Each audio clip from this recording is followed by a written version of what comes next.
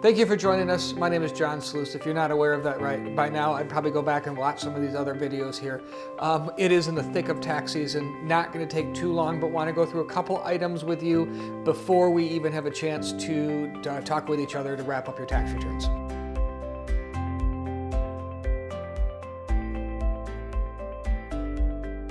Well, many of you, we've gotten tax returns out already. There are a lot that still are going through here. I was telling the staff earlier today that this is one of the hardest weeks for us because most of you have your tax information in and we're working through them and getting them out. So I thank you for your patience here. Everyone here thanks you for your patience. We have a lot of compression going on this year. We are absolutely noticing that where individuals, it took a little bit longer to get information through either from banks or investment accounts or other statements. And then I would not plan on an extended deadline. And what does that mean? Well, that means a compressed tax season here. So we're getting information. It's sitting here March 22nd right now. We've got a lot of returns in and we have a lot more to go through yet. But we're planning on that April 18th deadline coming in pretty quickly here. So thank you for your patience as we work through it. We've got a lot of returns to go through. We are running about 3 weeks out right now, 3 to 4 weeks on information. So if you're just getting us this information now, just know that we are working through and we do have a backlog. Many CPAs are through the same time log and time frame. And so again, thank you for your patience and appreciation through this. If we haven't reached out to you and haven't talked to you or communicated us within the next week or so, give us a call. We do know that we have a lot of information in here, and so we should be reaching out. We should have kind of talked to you and communicated. A lot of you are rounding up information, pulling things out, maybe a last statement or not.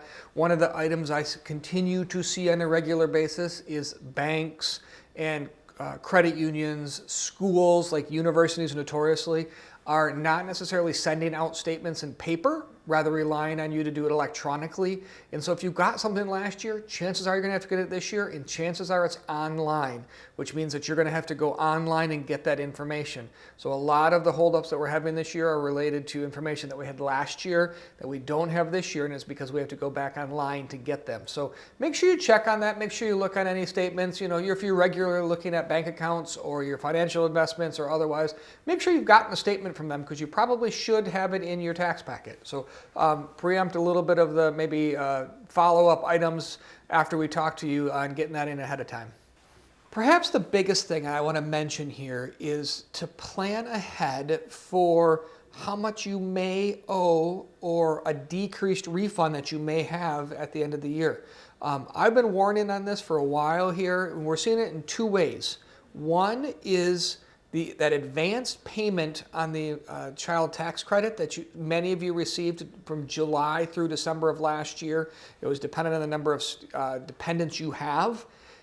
That is just a prepayment on your amount due at the end of the year. So if you typically get a refund of $1,000 and you received $2,000 during the year, that means you may owe right now.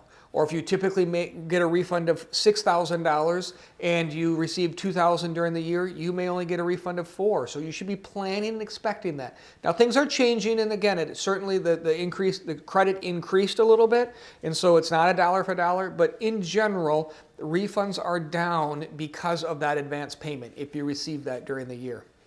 The other thing that we're noticing here is many businesses did well in 2021. Which is a great thing, right? We had a good year, successful year, people are comfortable with it, and they've kind of budgeted and knowing where things are at. But what a lot of times people forget is that impacts 2022. The same thing can be said if the stock market was up, right? Right now, if we look at our stock market portfolios, they're down per se, possibly. But at the end of the year, 12/31/2021, they were up. A lot of individuals had great capital gains, had great returns on their investments. Well, what does that mean? It means increased taxes this year, which is okay. A lot of times we've been budgeting for that. But what it means is for 2022, if you're safe harboring for estimates, so if you're required to pay estimates during the year, those estimates are probably going to be bigger in 2022 than they were in 2021.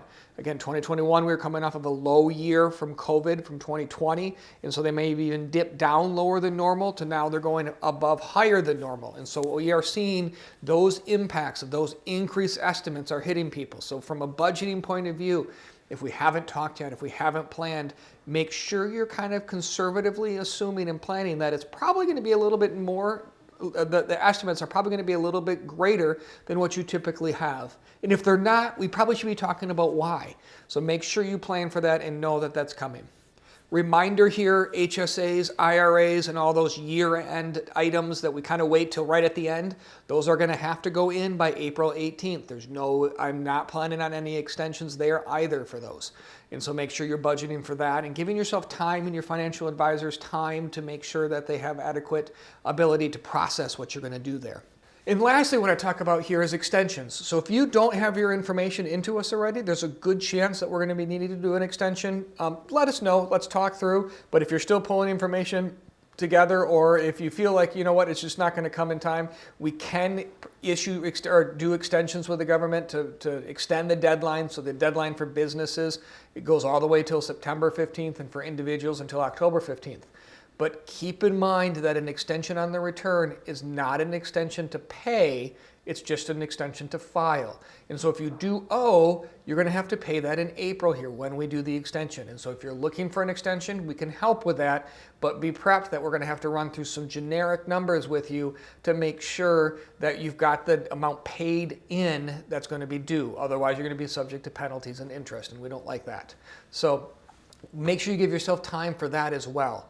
Many of you, we've already reached out, the ones that we expect to extend. We've talked to you already on those and maybe even made those payments already. But if we haven't communicated and talked yet, let's make sure we do that. Thank you for your patience again. We appreciate everyone coming in. We love seeing people come in the door here and seeing everyone's smiling faces. It is a really good time for us because we get to talk to our clients. I joke that it's kind of fun because people actually want to talk to their accountant, and that doesn't happen the rest of the year. So it is a great time. We appreciate your patience, and we look forward to talking to you soon. Thanks, and have a great day.